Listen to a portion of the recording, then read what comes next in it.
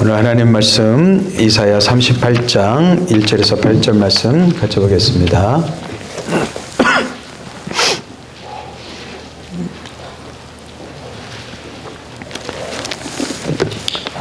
이사야 38장 1절에서 8절까지 우리 한 절씩 나누어 읽겠습니다.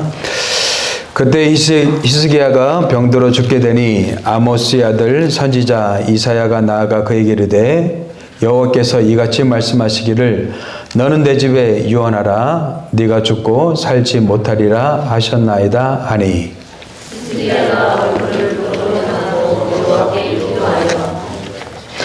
이르되 여호와여 구하오니 내가 주 앞에서 진실과 전심으로 행하며 주의 목전에서 선하게 행한 것을 기억하옵소서 하고 히스기야가 심히 통곡하니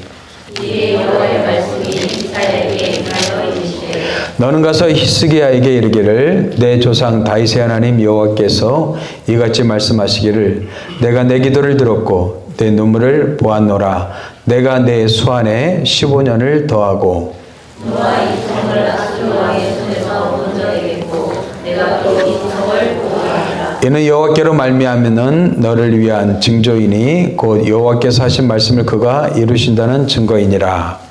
보라 아하스의 에스기에 나아갔던 해 그림자를 뒤로 십도를 물러가게 하리라 하셨다라 하시더니 이에 에스기에 나아갔던 해 그림자가 십도를 물러가니라.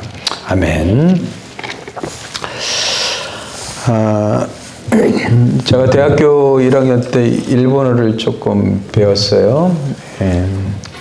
처음에 쉽더라고요. 우리나라하고 어선이 같기 때문에 단어만 기억하고 그리고 단어를 연결하면 말이 되니까 굉장히 쉽더라고요. 그래서 A뿔을 맞았습니다. 뭐 제가 A뿔 맞으니까 뭐 기분 나쁘십니까? 근데 2학기가 돼서 또 일본을 들었어요. 그런데 기초 단계가 아니라 이제 조금 깊게 들어가더라고요. 그들이 점점점 어려워지기 시작했습니다. 그들이 갈수록 많이 힘들어지더라고요. 그러니까 일본어는 처음에 쉽게 공부했다가 어렵게 공부하다고 합니다. 마찬가지로 여러분들 우리 기독교 신앙이 그런 것 같습니다.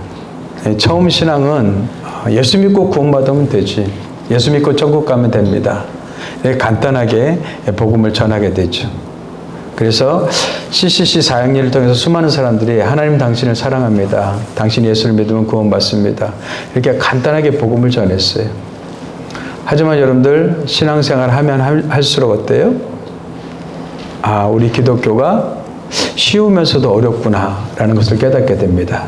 왜 그렇습니까? 지식으로 배우는 종교가 아니기 때문에 그래요. 삶으로 살아내야 되고 또 삶으로 우리가 그 말씀을 이루어가야 되기 때문에 그렇습니다. 그래서 점점 어려워져. 저도 목회가 처음에는 쉬운 줄 알았어요. 너무나 재밌게 했습니다. 10년 동안 왜 이렇게 힘들다고 그래? 하면서 막 겉으로는 안 그런 척했지만 속으로는 굉장히 기쁘고 즐거웠습니다. 10년 지나고 나서 하나님이 그때부터 이제 연단이 시작되더라고요. 그래서 점점 어려워지더라고요. 그리고 말씀을 보는데도 처음에는 굉장히 재밌었습니다. 눈물, 콧물 다 지으면서 말씀을 읽었어요. 그런데 지금 말씀을 볼 때마다 두려워요. 말씀을 내가 삶으로 살아내야 되기 때문에 그렇습니다. 그런데 어느 순간 우리 기독교가 너무나 천박해졌어요. 너무 약해졌어요. 너무 가벼워졌단 말이죠. 경박해졌단 말이죠. 우리 기독교는요, 가벼운 종교가 아닙니다. 생명을 좌지우지하는 종교인데요. 어떻게 가벼울 수 있겠습니까? 그런데 어느샌가 모르게 우리 한국 교회 강단이 가벼워졌고 웃음기가 넘쳐났고 너무 쉬워졌단 말이죠. 오늘 본 본문도 마찬가지입니다. 히스기야 기도 1990년대에 한참 유행했습니다.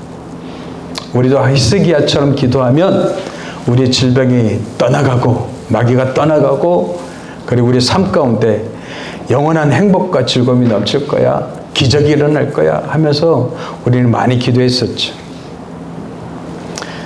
그러다 보니까 우리가 기도에 대해서 많이 오해하고 있는 경우가 굉장히 많아요.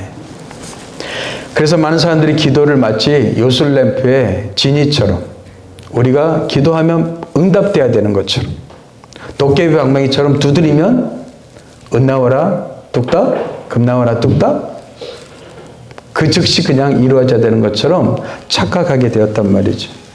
사실 기도에는요, 깊은 질문과 사고가 필요합니다. 기도는 물론 우리가 어린아이 있을 때는 쉽게 요청하고 쉽게 우리가 간구할 수 있어요. 하지만 기도도요, 우리가 진짜 하나님 앞에 기도하기 시작하면 기도가 깊어져야 돼. 깊은 질문과 깊은 사고가 필요하단 말이죠. 저는 오늘 히스기야 왕의 기도를 통해서 이것을 같이 한번 나누고자 합니다. 히스기야 왕은 여러분들 유대 왕의 13번째 왕입니다.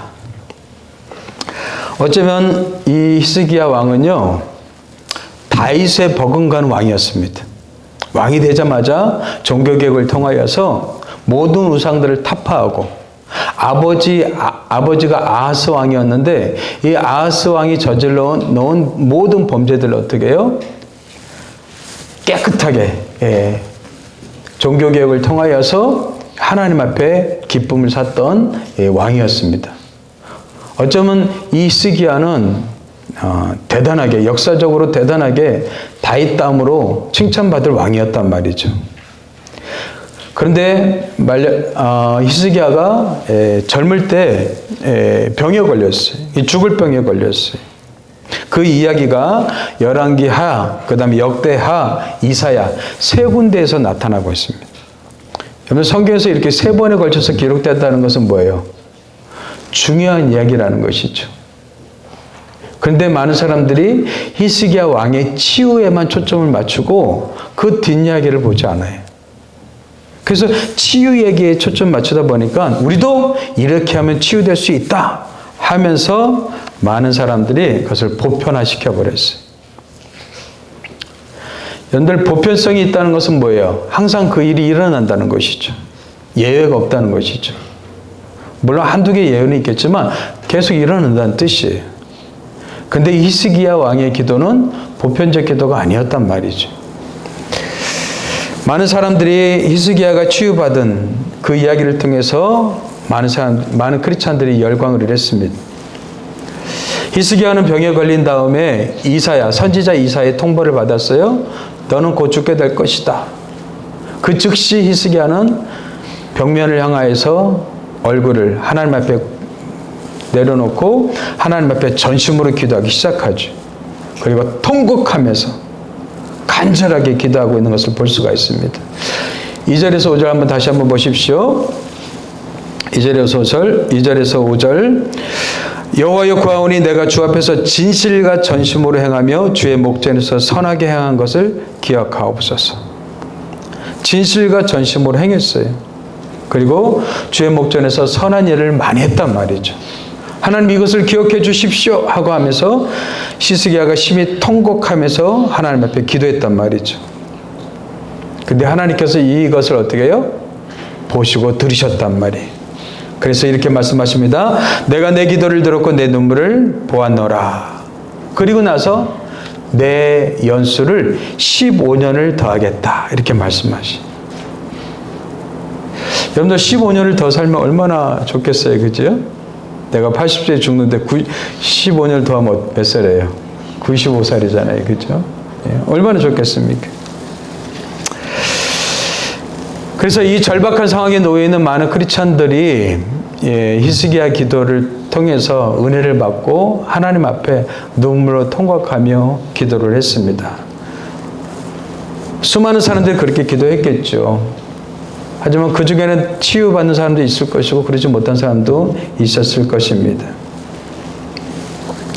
그런데 이 히스기야 전체 이야기를 우리가 알게 되면 왠지 좀 불편해요. 히스기야 기도가 불편한 진실을 담고 있기 때문에 그렇습니다. 여러분들 역대하 32장 24절 25절 말씀 같이 읽어보겠습니다. 시작. 그때 히스기야가 병들어 죽게 되었으므로 여호와께 기도하매 여호와께서 그에게 대답하시고 또 이적으로 보이셨으나 히스기야가 마음이 교만하여 그 받은 은혜를 보답하지 아니하므로 진노가 그와 유다와 예루살렘에 내리게 되었더니. 예, 이사야서와는 다르게 역대하에서는 또 이렇게 얘기하고 있습니다. 기적과 이적에 대한 이야기는 간단하게 나타나고 25절에 치유받은 후에 히스기야가 마음이 어떻게 했어요? 교만해졌어요. 아니, 치유받고 하나님의 능력과 기적을 경험했으면 더 겸손해져야 되는데 교만해졌단 말이에요. 우리가 기도해서 기도응답 받으면 겸손해져야 되는데 우리도 모르게 교만해져요. 하나님의 은혜로 우리가 축복받고 축복을 누리게 되는데 더 겸손해져야 되는데 우리가 교만해진단 말이에요. 하나님의 귀한 도우심으로 하나님의 은혜를 경험했어요? 그럼 더 겸손해져야 되는데 우리도 모르게 교만해져요. 더 나아가서 그 받은 은혜를 어떻게 해요? 보답하지 아니하므로. 여러분들, 우리 기독교에서 착각하고 있는 것 중에 하나가 은혜라는 단어입니다. 은혜란 단어는 원어를 보면 선물이란 뜻입니다.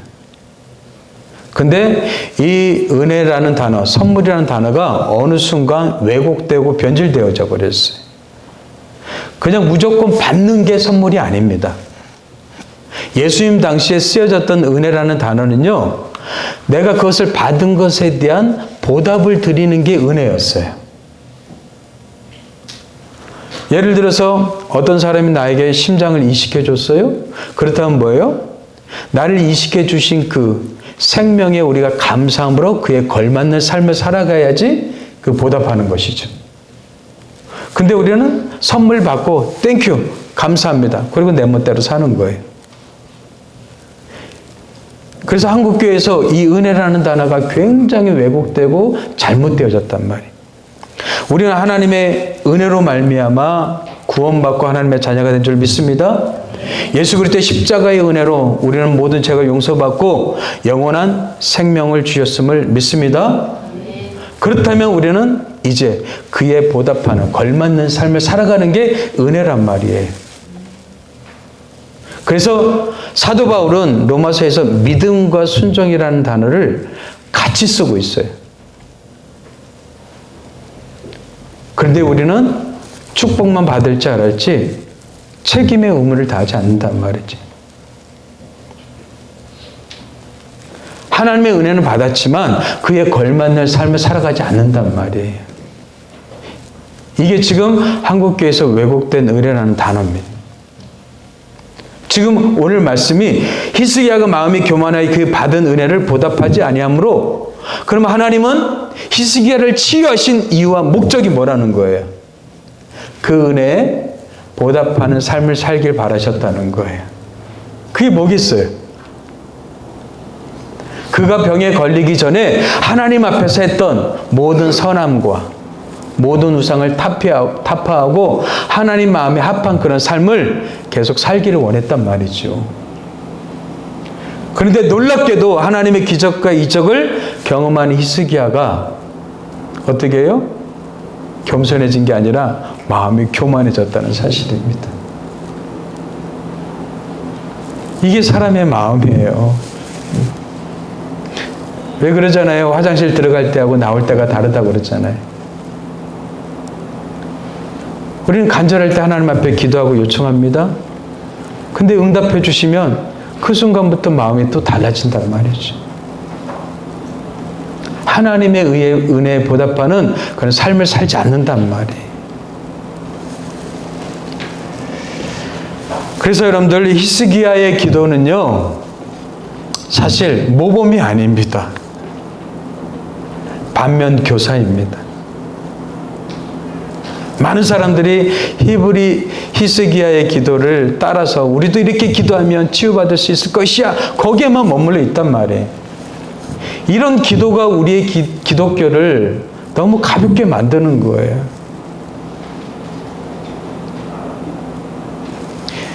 하나님 앞에서 우리가 우리의 갈급함을 요청하고 기도한다면 그 후에 하나님이 기도 응답해 주신다면 우리가 어떻게 살길 바라는지 거기까지 나가지 않는단 말이죠. 그냥 갈급한 거, 목마름을 해결해 주십시오. 그 상태로 끝나버린단 말이에요. 어쩌면 우리 기독교가 가벼워진 것은 바로 우리 기도가 가볍기 때문에 그렇지 않은가라고 생각이 듭니다. 병고침을 받은 후 히스기야 마음은요 교만해졌고요, 오히려 그것을 빌미로 유다는요 결국 멸망의 길로 나아가게 됩니다. 어쩌면 유다가 망하는 비극의 단초를 제공한 사람이 히스기야예요. 병 걸리기 전까지는 너무나 좋았단 말이에요. 근데 치유받은 후에 그때부터 히스기야는 그리고 이스라엘은 무너지기 시작했단 말이죠.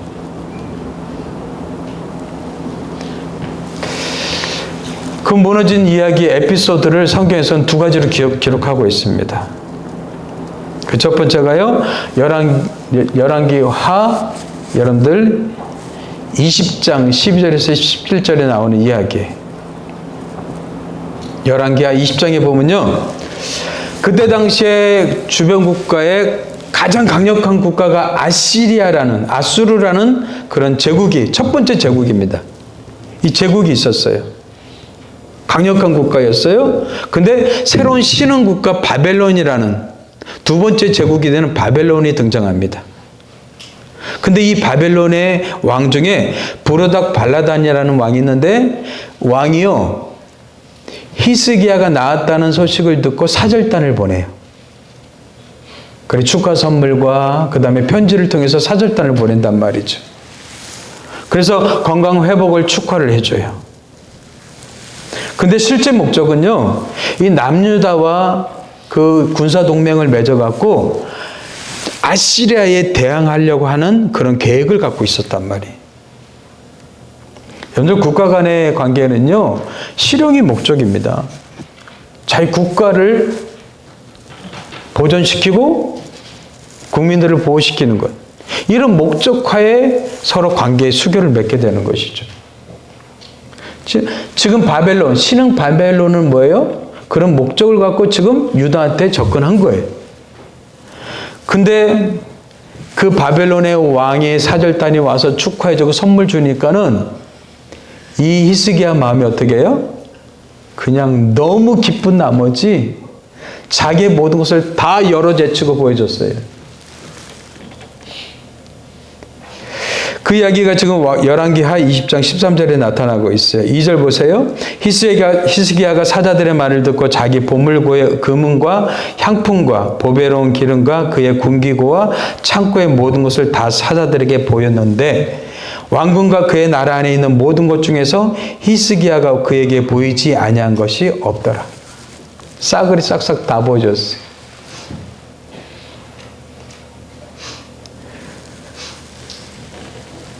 여러분들, 옆에 있는 국가가 아무리 동맹관계라 할지라도 그거 다 보여주면 어떻게 될까요?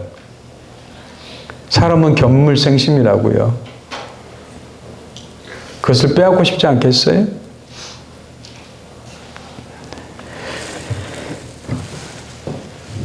마치 여러분들, 다윗이 어느 날 여러분들 인구조사를 시키죠. 하나님의 은혜로 승승장구했던 다윗이 자기도 모르게 교만이 파고들었어요. 그래서 어떻게 해요? 인구조사를 시키는데 어떻게 해요? 신하들은 그것을 막고 있는데 인구조사라고 막 강제로 시켜요. 결국 그 일로 인해서 하나님 앞에 굉장히 혼나게 되죠. 여러분들, 교만이 파고들기 시작하잖아요. 우리가 걷잡을 수 없어요. 불이 번지기 시작하면 걷잡을 수 없듯이 인간의 마음의 교만도 그래요. 그래서 여러분들 무리 지킬 만한 것보다 더욱 내 마음을 지키라고 그랬어요. 경영 중에 최고의 경영은 마음 경영이에요. 마음 경영. 여러분들이 마음을 경영하지 않으면 여러분들의 마음은요, 여러분들도 모르게 교만해지고 높아진단 말이죠. 그래서 결국 은혜 없이 자기가 하나님인 것처럼 착각하며 살게 된단 말이죠. 조심하십시오. 마음 관리하십시오. 교만을 물리치십시오. 하나님은 교만한 자를 대적하십니다. 겸손한 자를 가까이 하셔요. 마음을 항상 겸손하게 가꾸는 게 중요하단 말이죠. 그 도구가 바로 기도고 말씀이에요. 왜 하나님은 우리가 기도와 말씀 생활을 하라고 그래요? 항상 하나님 앞에 깨어 있으라는 거예요. 너의 마음을 관리하라는 거예요. 기도와 말씀으로 우리의 마음을 관리하라는 것이죠. 그렇지 않으면 우리도 모르게 교만이 싹트게 되고 교만이 훅 올라온단 말이죠.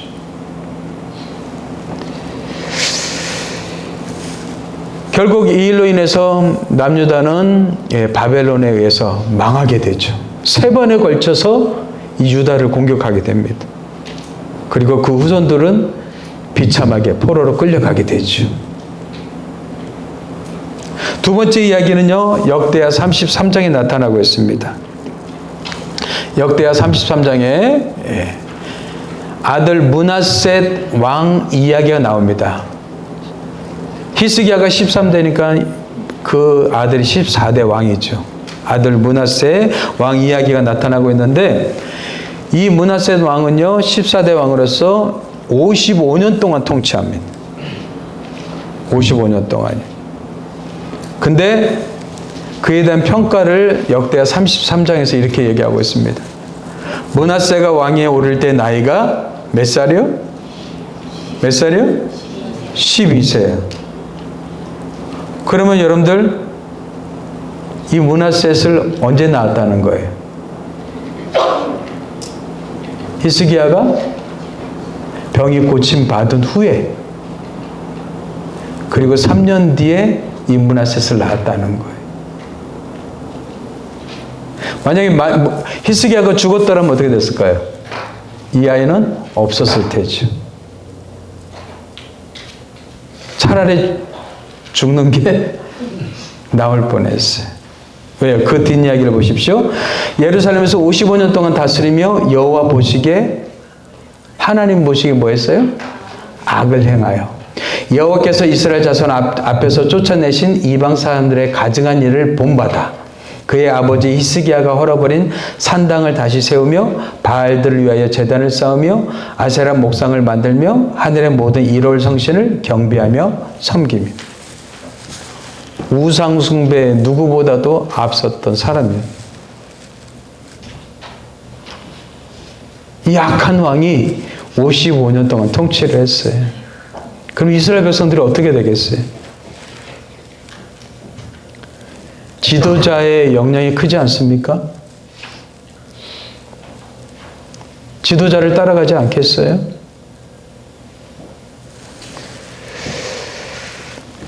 히스기야 아들의 행위의 모습이라고 하기에는 너무나 다른 것이죠. 히스기야는 다윗의 버금가는 왕이라고 그랬잖아요. 근데 다시 이 므낫셋은 아버지가 아닌 할아버지의 모습으로 돌아가 버렸어요. 어쩌면 북이스라엘의 가장 악한 왕이 아합 왕이었는데, 아합과 비견되는 왕이 바로 므낫셋 왕이에요. 여러분들 어떻게 그 선한 왕 밑에서 이런 악한 왕이 태어날 수 있을까요? 그냥 한의적 추론은 뭐예요? 아버지가 했던 선한 일을 보지 못했어요. 뒤늦게 태어난 늦둥이니까. 그리고 아버지를 통해서 그 아이가 조금 자라나서 아버지의 본 모습은 뭐예요? 어쩌면 악한 모습, 교만한 모습밖에 없었죠. 그 이전에는 굉장히 신앙적이고 멋진 모습을 보였는데, 병을 고치고 난 다음에 뭐예요? 악한 모습을 보고 자랐으니까.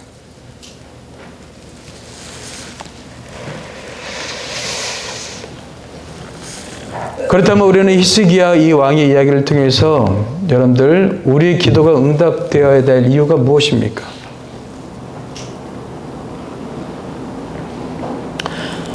차라리 히스기야 왕이 죽었더라면 이 문하셋 악한 왕이 태어나지 않았을 텐데 여러분들이 기도하는 그 기도가 왜 응답되기를 원하십니까? 우리는 거기까지 우리는 하나님 앞에 고백해야 되지 않겠습니까? 단지 그냥 청구서를 디밀듯이 하나님 이거 해주세요, 저거 해주세요, 이거 해주세요 이게 아니라 하나님 빚쟁입니까? 하나님 앞에 매달 청구서를 디밀게 하나님이 이렇게 하시면 제가 어떠한 삶을 살겠다라는 그런 우리의 고백이 따라야 되지 않겠습니까?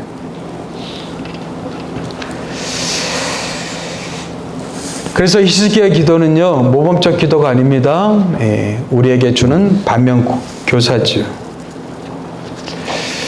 사실 여러분들 우리의 기도는 우리를 보여주고 있습니다.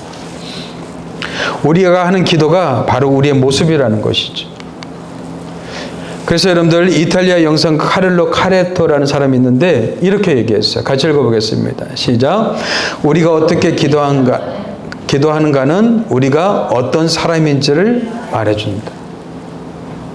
우리가 어떻게 기도하는 것은 우리가 어떤 사람인지를 보여주고 있단 말이죠. 어쩌면 우리의 기도를 들어보면 우리의 영적 수준의 상태가 드러나는 것이죠. 그런데 많은 사람들이 어렸을 때 그런 크리스찬의 모습 그대로 계속 이어져 가고 있어요. 10년, 20년, 30년이 지나도 늘 똑같아요. 물론 어렸을 때는요, 요청과 간구의 기도가 많아야지요. 우리 자녀들 보세요. 엄마, 아빠 이거 해주세요, 저거 해주세요, 이거 해주세요. 요청의 기도가 많잖아요. 이게 당연한 거예요. 하나님은 우리 아버지가 되시기 때문에 우리가 그렇게 기도해야 돼요. 그런 기도를 하지 말라는 게 아닙니다. 하지만 이제 10년이 지나고 20년이 30년이 지났어요. 그런데 여전히 엄마, 아빠 신발 사줘, 옷 사줘 이러고 있다면 여러분들은 어떻게 다 큰 그 자녀를 어떻게 대하겠어요? 어이구 내 새끼, 어이구 내 새끼, 아이고 이쁘다, 아이고 이쁘다 이러시겠어요? 속이 썩지 않겠어요? 마찬가지죠. 제가 처음 예수 믿고 청년 때 아주 유명한 책이 나왔는데 티리나 폴로스라는 사람이 지은 꽃들에게 희망을 라는 책입니다. 여러분들 이 책을 한번 보셨을 것 같아요. 예. 나이 드신 분들은 좀 알 겁니다. 젊은 사람도 모르고. 근데 우리 친구들, 꼬마 친구들이 이 책 꼭 읽었으면 좋겠어요. 우리 부모님들이 이 책을 없으면 꼭 하나 사줬으면 좋겠어요. 예. 여기에는 줄무늬 애벌레가 나오는데 이 줄무늬 애벌레, 모든 애벌레들이 나무를 타서 잎을 따먹는데 이 줄무늬 애벌레는 어느 순간 생각을 하게 된 거예요. 그저 먹고 자라는 것만이 삶의 전부는 아닐 거야. 이런 삶과는 다른 무언가가 있을 게 분명해.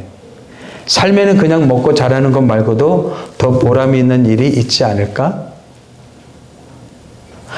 모든 다른 애벌들은 다 먹고 자라는 것에 집중했지만 이 줄무늬 애벌레는 다른 생각을 한 거예요. 먹고 마시고 이게 전부가 아니라는 거예요. 그렇죠. 하나님이 여러분들을 구원하시고 택하시고 하나님 자녀 삼아주시는 이유가 있죠. 그냥 잘 먹고 잘 살기 위해서 부르셨습니까? 그냥 먹고 사는 데만 그냥 몰입하라고 여러분들 부르셨어요? 아니죠. 존재하는 모든 것들은 다 사명이 있죠. 여러분들 미물도 다 사명이 있는데 만물의 영장이라는 하나님의 형상을 닮은 여러분들이 사명이 없겠습니까? 다 있죠. 저는 여러분들이 그 사명을 찾고 발견하고 구하게 되길 주님으로 축복합니다. 그리고 그 사명을 가지고 사는 사람이 가장 행복한 사람이에요. 사명이 있는 사람과 없는 사람은 천지 차이죠. 사명이 없는 사람은 단지 먹고 사는 게 전부예요. 짐승과 다를 게 뭐가 있어요? 그러나 하나님이 나한테 맡겨주신 일, 하나님이 나를 통해서 하실 일, 나만이 할 수 있는 일, 그것을 여러분들이 찾을 수 있다면, 그리고 그것을 위해서 여러분들이 삶을 헌신할 수 있다면, 그것이 정말 축복이고 행복인 줄 믿습니다. 여러분들이 그것을 발견해야 돼요. 거창하지 않아도 돼요. 위대하고 대단한 일이 아니어도 돼요. 하나님이 나한테 맡겨주신 일, 그것을 찾으라는 거예요. 그래서 그것을 위해서 여러분들이 헌신하라는 거예요.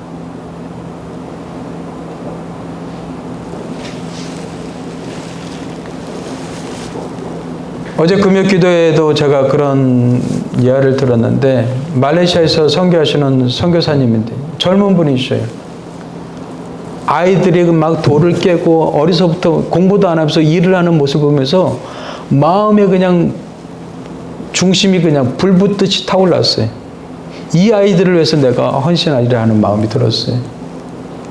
그래서 그 아이들한테 가서 말씀을 가르치고 교육을 시키고 그들을 하나님께로 인도하면서 사역을 했어요. 근데 그렇게 열심히 사역하다가 파킨슨병에 걸렸어요. 그래서 한국에 돌아올 수밖에 없었어요. 지금 치유받고 있더라고요. 그런데 그 병상에 몸이 비틀어지고 몸을 제대로 가둘 수 없어요. 근데 하나님 앞에서 기도하는 거예요. 하나님, 내가 사명 감당할 수 있게 저를 회복시켜 주십시오. 제가 사명 감당할 수 있도록 저 아이들에게 다시 돌아갈 수 있도록 도와주십시오. 그래 기도하는 장면을 보면서 얼마나 마음속으로 오르는지 몰라요. 예.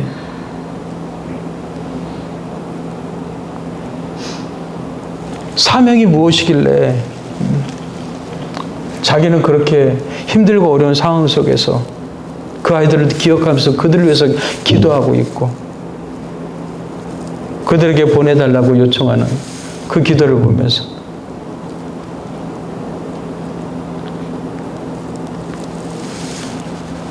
사명은요, 생명보다 더 귀한 게 사명입니다. 그래서 사도 바울이 그렇게 얘기한 거예요. 내 생명보다 더 귀하다.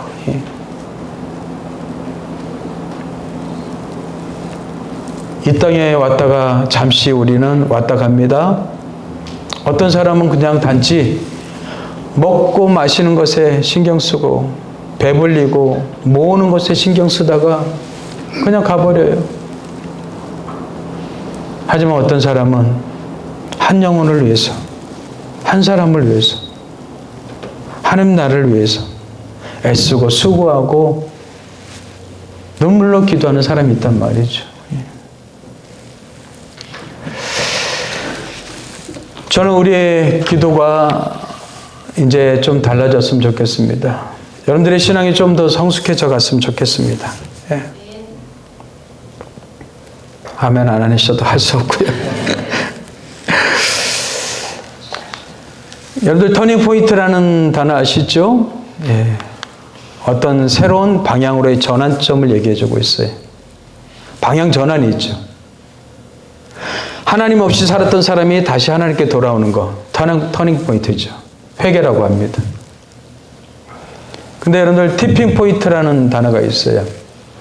말콤 글래드웰이라는 사람이 티핑 포인트라는 책을 써갖고 많은 사람들이 이 책을 읽었는데, 이 티핑 포인트는요, 임계점이라고 합니다. 임계점.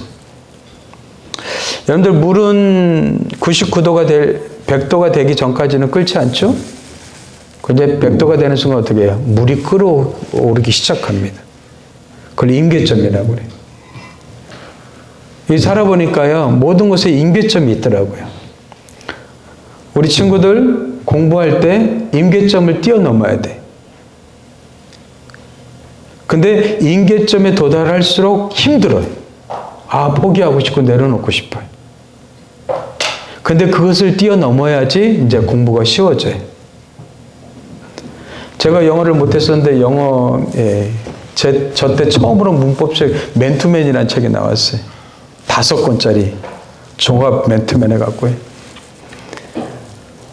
한 문장도 제대로 해석할 수 없었는데 그거를 공부하기 시작했어요. 몰라도 그냥 처음부터 5권 그냥 처음부터 끝까지 다 봤어요. 그래서 단어를 다 찾았어요. 단어를 모르니까 사전을 다 뒤져갖고 그걸 다 찾았어요.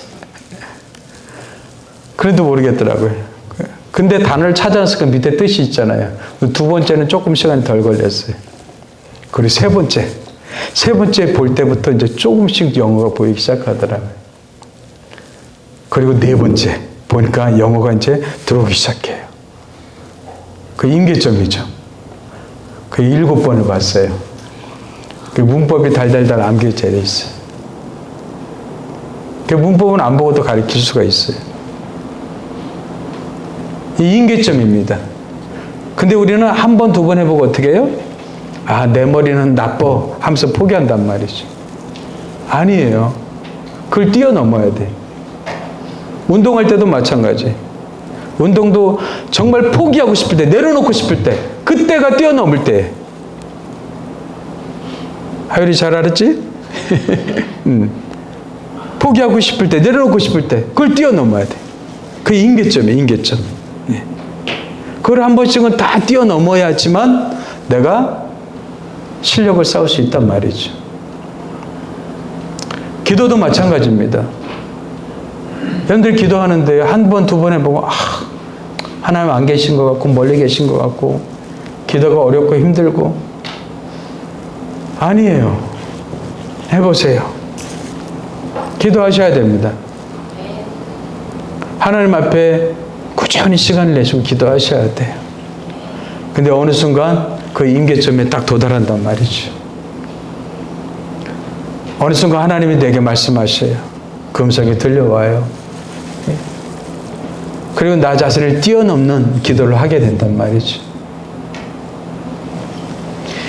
하나님 우리가 성장해 가길 원하십니다. 성장을 넘어서 성숙해지길 원하십니다. 그게 우리 신앙의 목표죠.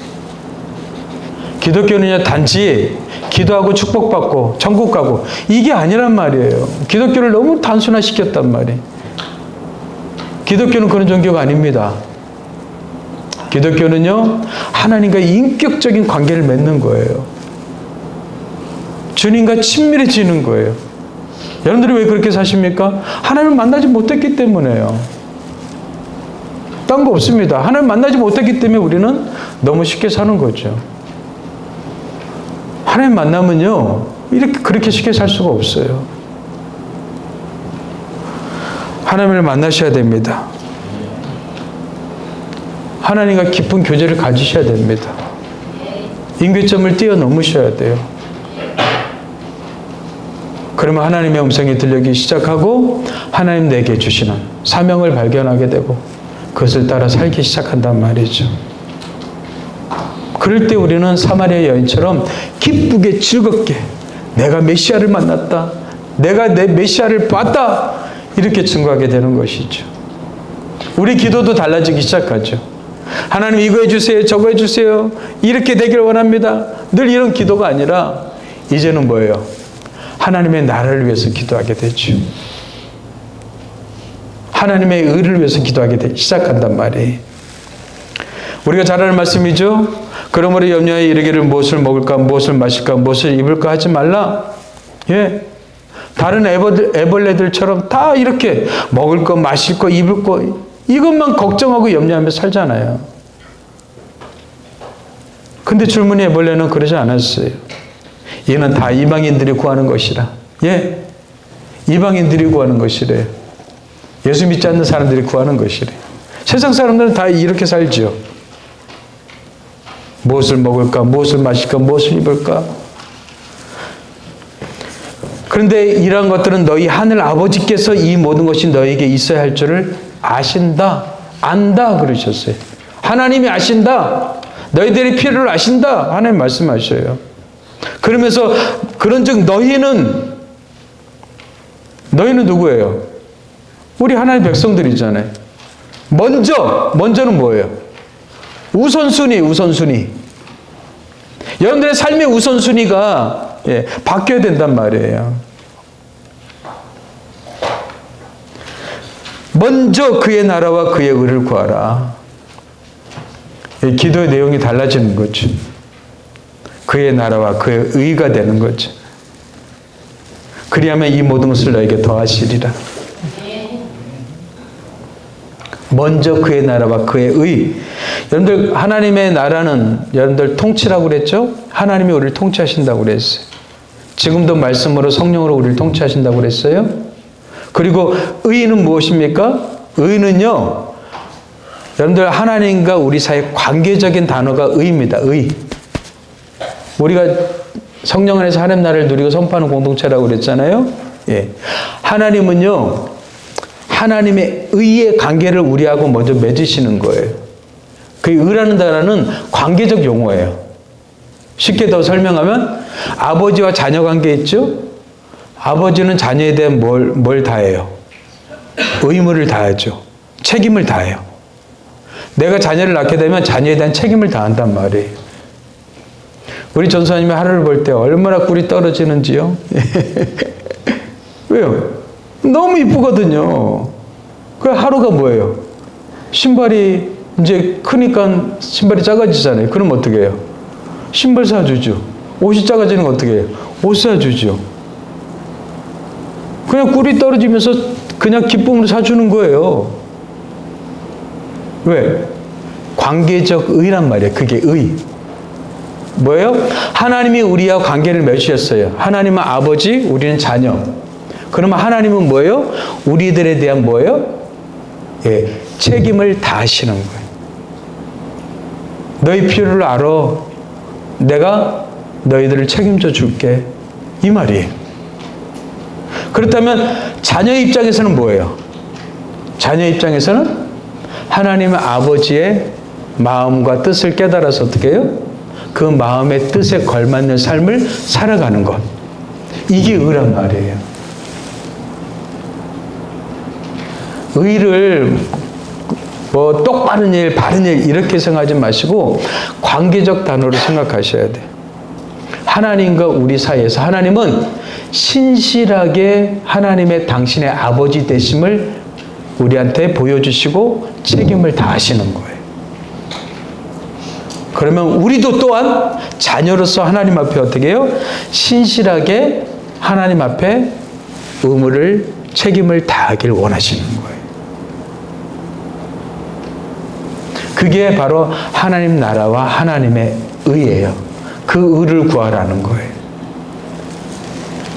그래서 여러분들 하나님 나라와 하나님의 의는요, 2차적이고 부차적인 것이 아니라 가장 우선적이고 1차적인 것이란 말이에요.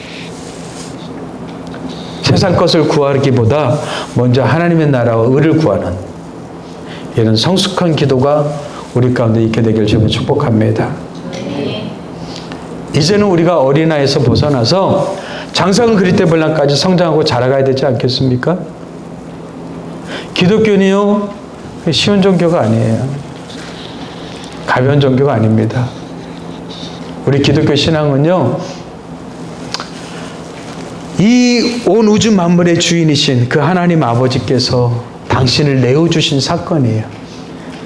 생명 바쳐서 내어주신 사건이에요. 그래서 생명은 생명을 요구하는 거예요. 내가 어떤 사람에게 사랑을 줬으면 그 사람에게 사랑을 요구하지 않겠습니까? 하나님은 생명을 주셨기 때문에 우리한테 생명을 요구하시는 거예요. 그게 기독교예요. 저는 여러분들의 기도가 조금 더 성장해 갔으면 좋겠습니다. 성숙해져 갔으면 좋겠습니다. 단지 하나님 앞에 그냥 요청하고 끝내는 것이 아니라 그에 걸맞는 하나님 말씀에 준하는 그런 삶을 살기로 결단하면서 하나님 나라와 의를 구하는 저희들의 삶이 되었으면 좋겠습니다. 이 히스기야 기도가 너무 잘못 왜곡되어져 버렸어요. 히스기야 기도는요, 모범이 아니에요. 반면 교사예요. 그래서 성경에 3번씩이나 이렇게 기록되어 있는 거예요.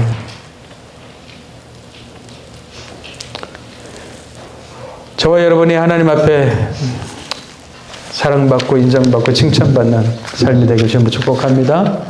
기도하겠습니다. 하나님 아버지 감사합니다. 천지의 주인 되신 하나님 앞에 기도할 수 있도록 저희들을 이끌어 주심을 감사합니다. 주님과 친밀한 영적 사귐이 더욱더 깊어지길 원합니다.